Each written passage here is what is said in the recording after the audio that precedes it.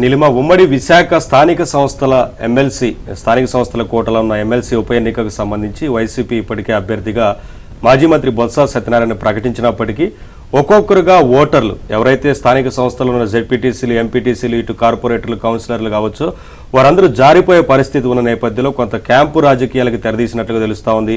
ఇతర రాష్ట్రాలకు వారందరినీ కూడా తరలించి కాపాడుకునే ప్రయత్నం చేస్తున్నట్లు కనిపిస్తా ఉంది కదా. ఉమ్మడి విశాఖ జిల్లా స్థానిక సంస్థల కోట ఎమ్మెల్సీ ఉప ఎన్నికల్లో పార్టీ అభ్యర్థి మాజీ మంత్రి బొత్స సత్యనారాయణ విజయం ఏమంత తేలిక కాదని వైసీపీ అధ్యక్షుడు జగన్మోహన్ రెడ్డికి అర్థమైపోయింది.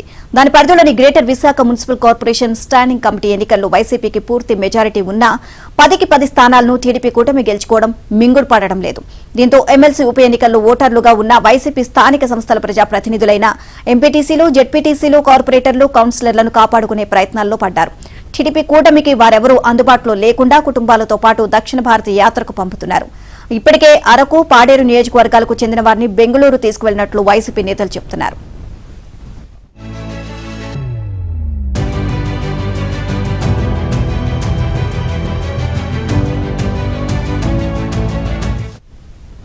ఇదే అంశానికి సంబంధించి మరింత సమాచారం మా కరెస్పాండెంట్ రామకృష్ణ అడిగి తెలుసుకుందాం.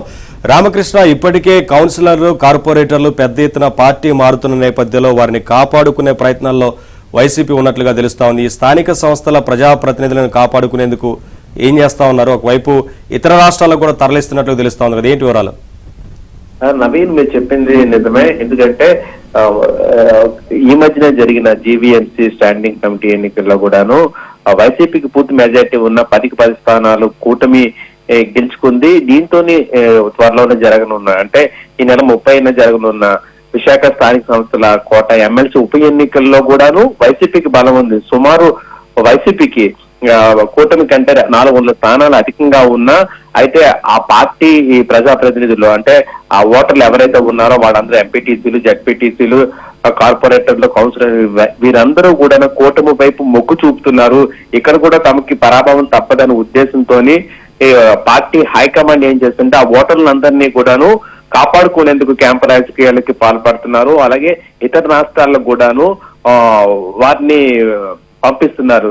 ఎందుకంటే కూటమికి ఈ ఓటర్లు ఎవరు దొరకకుండా ఉండేందుకు ప్రత్యేకంగా టూర్లు కూడాను ప్రకటించారు. వాళ్ళందరినీ ఒక టూర్ దక్షిణ భారత యాత్ర పేరుతో కూడా పంపుతున్నారు. నవీన్, వీళ్ళ ఎవ్వరూ కూడాను కూటమికి అందకుండా ఉండేందుకు అలాగే పార్టీ పరువు నిలబెట్టుకోవడానికి ఎన్నికల్లోని గెలవడానికి ఉప ఎన్నిక ఎమ్మెల్సీలోని గెలవడానికి పార్టీ హైకమాండ్ అన్ని నిర్ణయించింది. అందుకే ఇటీవల కూడాను మాజీ ముఖ్యమంత్రి జగన్మోహన్ రెడ్డి స్వయంగా ఈ ఎవరైతే ఉన్నారో వాళ్ళందరినీ కూడా ఎంపీటీసీలు జెడ్పీటీసీలను పిలిపించుకుని ఒక ప్రత్యేక సమావేశం ఏర్పాటు చేశారు. ఎవరు కూడా ప్రలోభాలకి లొంగవద్దంటూ వ్యాఖ్యలు కూడా చేశారు. అయితే ఇప్పటికే చాలా మంది జెడ్పీటీసీ ఎంపీటీసీలు కార్పొరేటర్లు కౌన్సిలర్లు అందరూ కూడాను కూటమి నేతలతో టచ్ లోకి వెళ్లారు. జీవీఎంసీలు అయితే చాలా మంది వైసీపీ కార్పొరేటర్లు ఇటు జనసేన అటు టీడీపీతో కూడా జాయిన్ అయిపోయారు.